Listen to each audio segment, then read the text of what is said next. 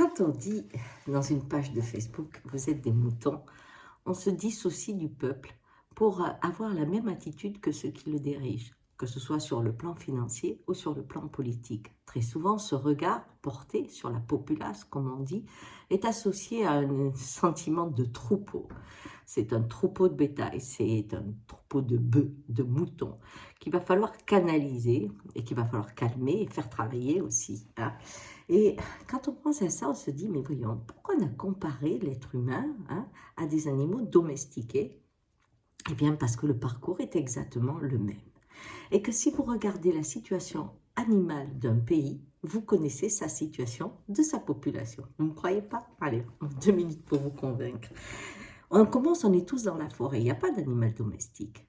Et puis, on va créer le village. Il y avait le village, la ferme, et quelques animaux domestiques. Vous voyez, ça c'est la première chose. En quelques temps, la forêt devient l'ennemi. Et aujourd'hui, il y a très peu de gens qui sont capables de vivre en forêt avec harmonie.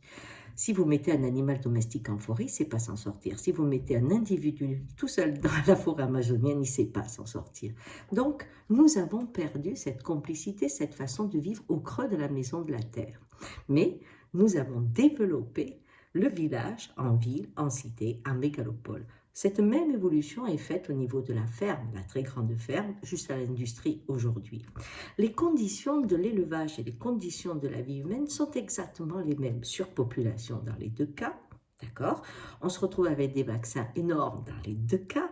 Le fait de moins en moins bouger dans les deux cas, d'être entravé même, hein, au niveau des animaux, de ne plus sortir. Hein, là, on est en train de le vivre, mais aussi d'être dans une vie qui ne s'arrête jamais. Il y a la lumière tout le temps, mais nous, il y a l'activité tout le temps. Et on se rend compte que la surpopulation, dans les deux cas, existe. Donc, cette vie horrible qu'ont les animaux aujourd'hui, elle est assez similaire à la vie qu'on nous propose dans les villes de plus en plus.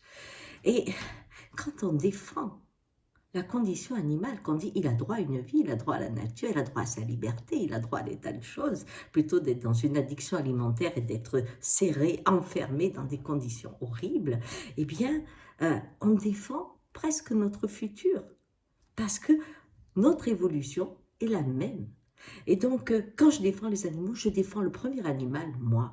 Et aujourd'hui, dans le monde carcéral dans lequel on rentre, eh bien, regardez combien il est proche de ce qu'on veut donner aux animaux.